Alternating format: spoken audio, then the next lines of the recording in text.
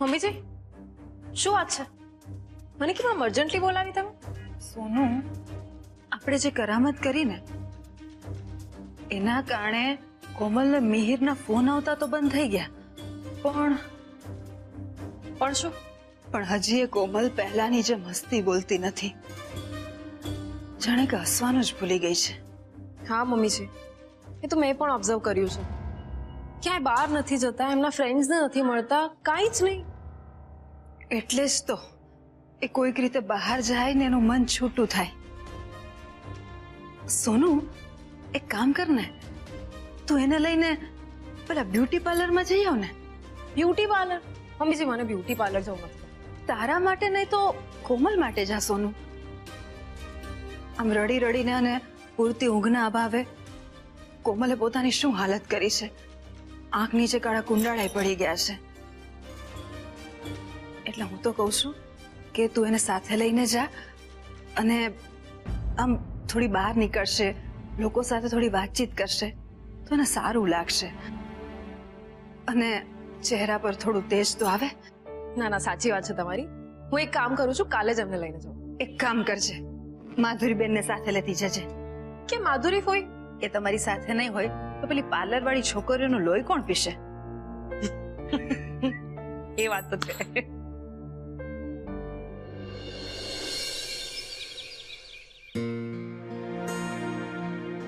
કોમલ, સોનુ, માધુરીબેન beauty parlour માંથી હજુ સુધી ના આવ્યા. મેં આવી ગયા.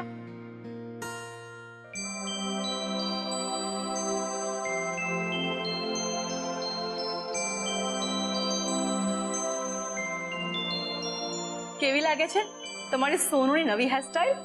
તમે માથે ઉભા રહીને કરાવી હોય પછી એમાં કઈ કહેવાપણું હોય જ નહીં ને.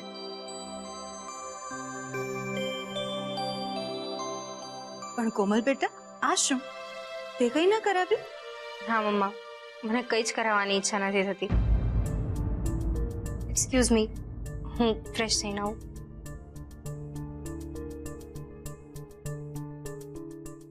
વળી પાછું આને શું થયું? મમ્મીજી પાર્લરમાં પણ સુનમુન જ બેઠા હતા.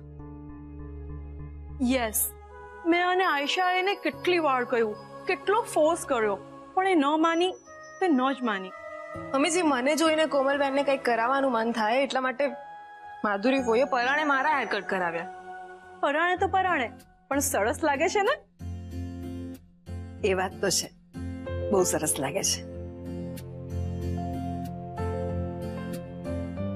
મમ્મીજી મારું તો સમજ્યા, પણ કોમલબેનનું શું?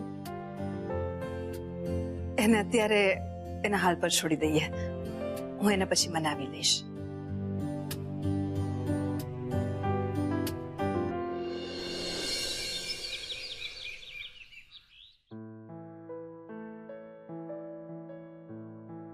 શું વિચારે છે સોનુ?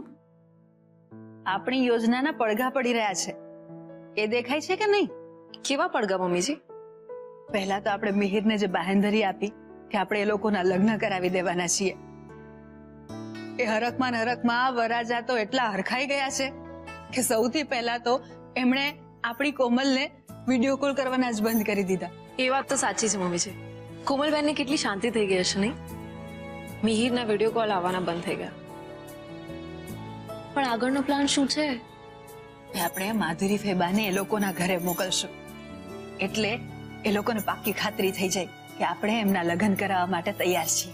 કારણ કે કદાચ હું કે આરવ અમારા બેમાંથી કોઈ એક જાત ને તો એ લોકોને એવું લાગત કે આ લગ્ન પાછળ કદાચ આપણું કોઈ કાવતરું છે. સાચી વાત છે મમ્મીજી, આપણામાંથી કોઈક જાત તો ચોક્કસ એ લોકો એલર્ટ થઈ જાત. સોનુ, હવે છે ને તું માધુરીબેનને કોઈ વાતનું ઓછું ન આવવા દેતી.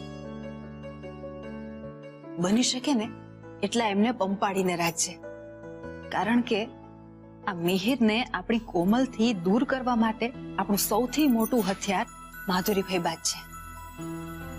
વિચારો આપણા હશે જેને અમલમાં માધુરીબેન મૂકશે. મમ્મીજી હું સમજી ગઈ, દુશ્મનને હરાવવા માટે દુશ્મનના મિત્ર સાથે દોસ્તી કરવી જ પડે. પણ મમ્મીજી મને એ નથી સમજાઈ રહ્યું કે હા માધુરી ફોઈએ આવું કેમ કર્યું? કોમલબેનને લગ્ન કરવા માટે પ્રોત્સાહન આપવાનું કોઈ ખાસ કારણ? સોનું બની શકે કે મેં એમને એમનું લગ્ન જીવન ન તોડવા સમજાવ્યા, તારું અપમાન ન કરવાની સલાહ આપી. આ બધી બાબતોને ધ્યાનમાં રાખીને એમને મારા પ્રત્યે અણગમો રાખ્યો અને બધો જણે કોમલ પર ઉતાર્યો અને આપણી કોમલને ચડાવી. પણ સોનું, મને નવાઈ એક વાતની જ લાગે છે. માન્યું કે આપણી કોમલ થોડી જિદ્દી છે, પણ કોમલ સમજુ પણ છે. એટલે હરીફરીને એક જ વિચાર મારા મનમાં આવે છે કે એવું તો શું થયું કે આપણી કોમલ આ લગ્ન કરવા માટે રાજી થઈ ગઈ. મમ્મીજી, આ વાતનો જવાબ તો કોમલબેન જ આપી શકે. એ ખરું, અને હું આ કોમલ પાસેથી ગમે તેમ કરીને જાણીને જ રહીશ.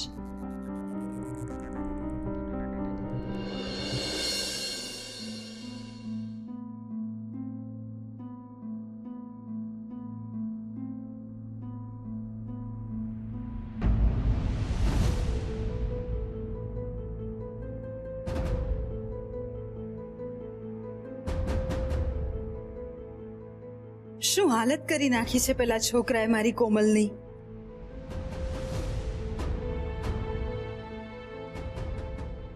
એ કોમલ, શું થયું? આમ દિવાલને તાકતી કેમ બેઠી છે? મસ્ત જ. શું મસ્ત જ? આજકાલ મેં જોયું છે કે તું આ લેપટોપ કે મોબાઈલમાં પેલું ચેટિંગ નથી કરતી, નિયા કે બીજી કોઈ બેનપણીઓને મળવા નથી જતી. ખબર નહીં મમ્મા, મને બહાર જવાનો બહુ જ કંટાળો આવે છે. એમ ઘરમાં બેઠા બેઠા કંટાળો જ આવે ને બેટા. એક કામ કરીએ, આપણે તારા લગ્નની ખરીદી શરૂ કરી દઈએ, એટલે બહાર પણ નીકળાશે અને તને કંટાળો પણ નહીં આવે. ઓકે, કાલે જશું.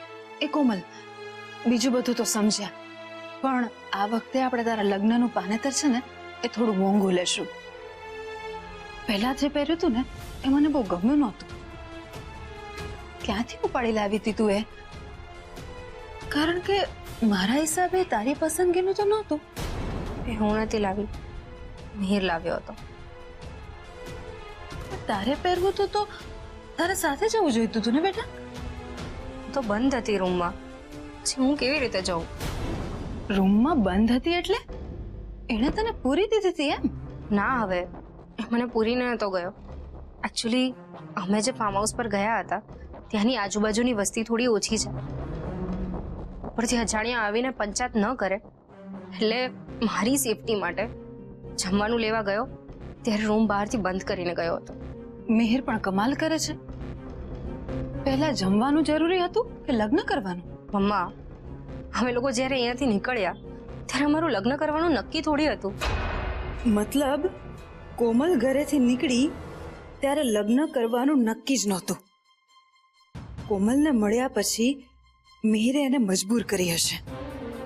લગ્ન કરવાનું નક્કી નહોતું તો પછી અચાનક એવું તો શું ભૂત ઉપડ્યું કે આમ એકાએક લગ્ન કરી લીધા? મમ્માને લગ્નનું સાચું કારણ તો નહીં જ કહેવાય. મમ્મા, જવા દે ને બધી વાત. લગ્ન થઈ ગયા તો થઈ ગયા. તું કહે છે તો જવા દઈએ, પણ આ તો મને એ દિવસના તારા કપડાં જોઈને નવાઈ લાગી કે કોમલની પસંદગી આટલી ખરાબ તો ના જ હોઈ શકે, એટલે તને પૂછ્યું. કમ ઓન મમ્મા, મિહિરને થોડી આ બધા કપડામાં ખબર પડે કે શું સારું લાગે અને શું સારું ન લાગે. હા, એ પણ છે. કોમલ, મને એક વાત નથી સમજાતી કે તમે લોકોએ આમ અચાનક લગ્ન કરવાનું નક્કી કર્યું તો અમને એકવાર પણ ફોન કેમ ના કર્યો? અને એકાએક એમ કેમ ધારી લીધું કે અમે તમને ના જ પાડશું? કદાચ અમને ફોન કર્યો હોત એક તો અમે બધી વસ્તુઓ લઈને આવી જાત ને. પણ ક્યાંથી કરું ફોન? મારો ફોન મારી પાસે નહોતો. લે, તારો ફોન તારી પાસે નહોતો તો પછી કોની પાસે હતો? મારો ફોન ખોવાઈ ગયો હતો મમ્મા. ખોવાઈ નહીં ગયો હોય કોમલ, નક્કી પેલા મિહિરે લઈ લીધો હશે. એનો મતલબ ઘરેથી નીકળ્યા પછી તને બહુ તકલીફ પડી ને બેટા? તારો ફોન ખોવાઈ ગયો, તો રૂમમાં બંધ થઈ ગઈ. પણ કોમલ, તને નથી લાગતું કે આટલા બધા યોગાનો યોગ એક સાથે કેવી રીતે થઈ શકે? એવું થાય તો નહીં, પણ એ દિવસે મારી સાથે આવું બધું જ થયું. પણ તે રાત્રે મિહિર તને રૂમમાં બંધ કરીને ગયો, પછી બહુ વારે આવ્યો જમવાનું લઈને. માં પ્લીઝ, તું ઇન્ટરવ્યુ લઈને વાત કઢાવવાનું બંધ કર. મને બધું જ સમજાય છે. હું શું વાત કઢાવવાની? આ તો આપણે લગ્ન ફરી ધામધૂમથી કરવાના છીએ, એટલે તું નવું મંગળસૂત્ર પહેરીશ કે પછી જૂનું જ પહેરવાની છો એટલે પૂછતી હતી. પણ મને તો હજી એ નથી સમજાતું કે તમે લોકોએ આમ અચાનક એકાએક લગ્ન શું કામ કર્યા? શું વાત છે દીકરા? હવે જયારે લગ્ન થઈ જ ગયા છે પછી કારણ છુપાવીને શું મતલબ? અને આમ એક જ રાતમાં તમે અચાનક લગ્ન કરવાનું શું કામ નક્કી કર્યું? એ તો તું મને કહી જ શકે ને. જે કાંઈ પણ થયું એનું પોસ્ટમોર્ટમ મારે નથી કરવું. મને બહુ જ ઊંઘ આવે છે, મને સુવા દે. અરે હજુ હમણાં થોડી વાર પહેલા તો તું ઉઠી અને પાછું સુઈ જવું છે તારે? હા, મને શું છે. ઠીક છે, સુઈ જા, બસ સુઈ જા.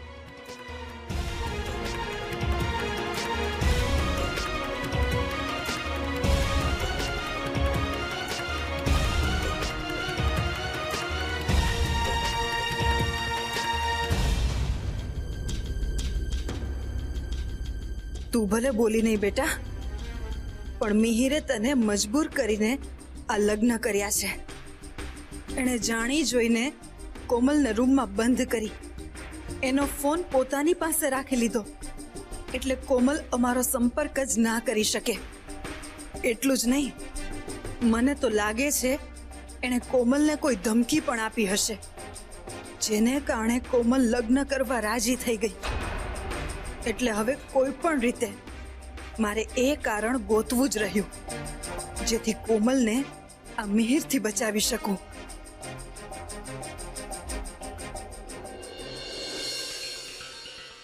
કોમલના ઘરવાળા કોઈ પણ રીતે મારા ફેમિલી સુધી પહોંચવા માંગે છે,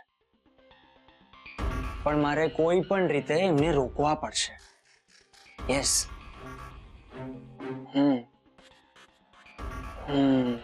મને તો એ નથી સમજાતું કે કોમલના મોમ ડેડ, જે મારું મોડું સુદ્ધા જોવા માટે તૈયાર નહોતા, એ મારા અને કોમલના લગ્ન કરાવી રહ્યા છે. Oh God, it is actually very confusing. Mihir, તું ગમે તેટલું વિચાર, પણ આનો જવાબ તો તને નહીં જ મળશે. પણ આનો જવાબ તને એક જ વ્યક્તિ આપી શકશે, અને એ છે કોમલ. યસ, એ છે કોમલ. એટલે મિહિર, તારે કોમલ પાસે વાત તો કઢાવી જ પડશે. સાંભળો, મારી હમણાં જ કોમલ સાથે વાત થઈ, અને વાતમાંથી વાત કાઢીને તો મને ખબર પડી કે કોમલ જ્યારે ઘરેથી નીકળીને ત્યારે એ લોકોનો લગ્ન કરવાનો કોઈ ઈરાદો જ નહોતો. હા, પેલા મિહિરે પરાણે આપણી કોમલને લગ્ન માટે રાજી કરી છે. એટલું જ નહીં, એણે કોમલને કોઈ ધમકી પણ આપી, એટલે આપણી કોમલ લગ્ન કરવા માટે રાજી થઈ ગઈ. હા, કારણ શોધવાનું તો હજુ બાકી છે, પણ તમે અહીંની ચિંતા ના કરો. તમે પેલા મિહિર ઉપર નજર રાખજો. ભલે, રાત્રે ફોન કરીશ. જય શ્રી કૃષ્ણ. મમ્મીજી, કોની સાથે વાત કરતા હતા? કોમલે જે વાત કરીને એ વિશે આરવના પપ્પા સાથે વાત કરતી હતી. કઈ વાત? તને ખબર છે, પેલા મિહિરે આપણી કોમલને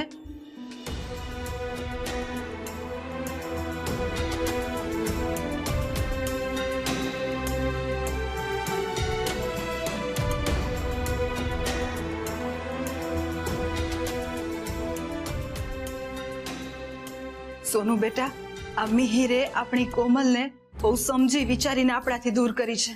હા મમ્મીજી, અને એ વખતે કોમલબેન પાસે ફોન હતો નહીં, એટલે આપણે એમને કે એ આપણને ફોન પણ ન કરી શક્યા. કશો વાંધો નહીં, મોડે મોડે તો પણ આપણને ખબર તો પડી. હવે આપણે પણ એ મિહિરને બતાવી દઈશું કે આપણી કોમલને ફસાવી એટલું આસાન નથી.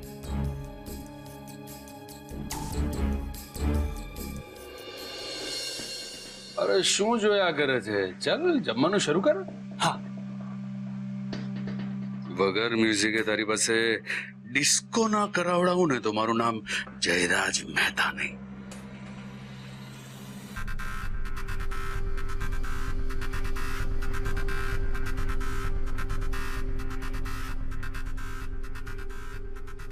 ઓ ગોડ. એ શું થયું? કેમ આમ કૂદકા મારી રહ્યો છે? હા, આ તો સોલિડ તીખું છે. શું આ તીખું છે? એક મિનિટ, એક મિનિટ.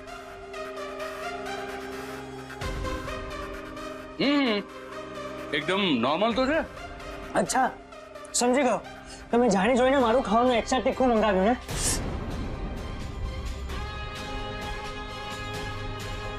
હે મિહિર, શું થયું? તને એમ લાગે છે મેં તારા માટે જાણી જોઈને તીખું મંગાવ્યું છે? આજો તારી પ્લેટમાંથી હું ખાઉં છું. જો એ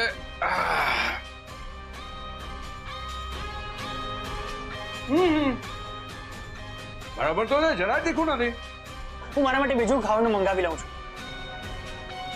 ફોન કરવાની જરૂર નથી. ના, મારથી આટલું તીખું ખાવાનું નહીં ખવાય. અરે એવું હશે તો એના પૈસા હું આપી દઈશ, પણ આ હું નહીં ખાઈ શકું. એઝ અ ચેલેન્જ પણ તું આ નહીં ખાઈ શકે. એક મિનિટ. ચેલેન્જ એટલે? I'll make you understand. Mihir, તે ફિલ્મોમાં દીકરીનો બાપ દીકરીના પ્રેમીને બ્લેન્ક ચેક આપે એ તો જોયું છે. તો એ નથી જોયું કે પ્રેમી પોતાનો પ્રેમ સિદ્ધ કરવા માટે પ્રેમિકાની સામે ચેલેન્જ મૂકવામાં આવે, મરચું ખાઈ જવાની, એ ખાઈ જતો હોય છે. તું જો મારી કોમલને સાચો પ્રેમ કરતો હોય તો આ ખાઈને બતાવ.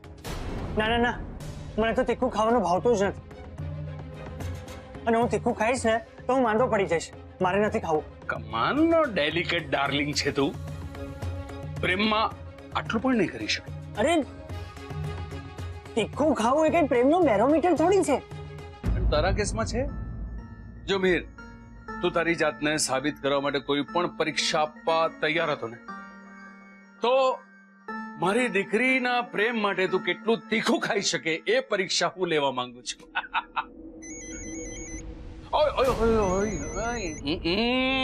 મારું બચ્ચું જ છે. અરે દીકરા, તે તો એકદમ પરફેક્ટ ટાઈમે ફોન કર્યો છે. જો મિહિર હમણાં તારા પ્રત્યેની પ્રેમની પરીક્ષા આપવા માટે બેઠો છે. પરીક્ષા? કેવી પરીક્ષા? પ્રેમ માટે તીખું તમતમતું આગ જેવું જમવાની પરીક્ષા. ના કોમલ, મારે એવી કોઈ પરીક્ષા નથી આપવી. તું તારા પપ્પાને સમજાવ ને. આ બધું શું છે? તમે પ્લીઝ એને ટોર્ચર ના કરો. અને એણે અમને આટલા બધા ટોર્ચર કર્યાનું શું? તેના માટે કેટલું બધું કર્યું. પ્રેમ કર્યો, અમારી મરજી વિરુદ્ધ જઈને એની સાથે લગ્ન કર્યા, એની બધી વાત માની. તો હવે એ મારી આટલી વાત નહીં માને.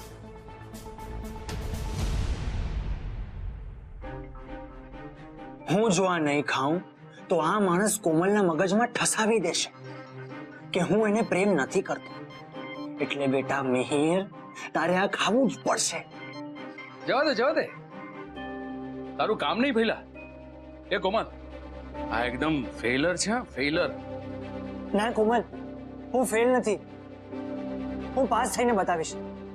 યસ, હું પાસ થઈને બતાવીશ.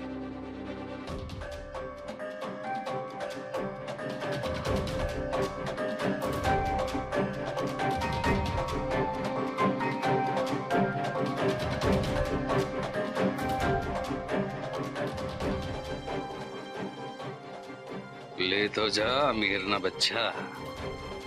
આ તો હજી ટ્રેલર છે. એમ અત્યારે તારા ચહેરા પર પરસેવાના ટીપા બાજી રહ્યા છે ને, એ જ રીતે તારા મગજમાં રહેલી હવાને પણ હું કાઢી નાખીશ ધીરે ધીરે.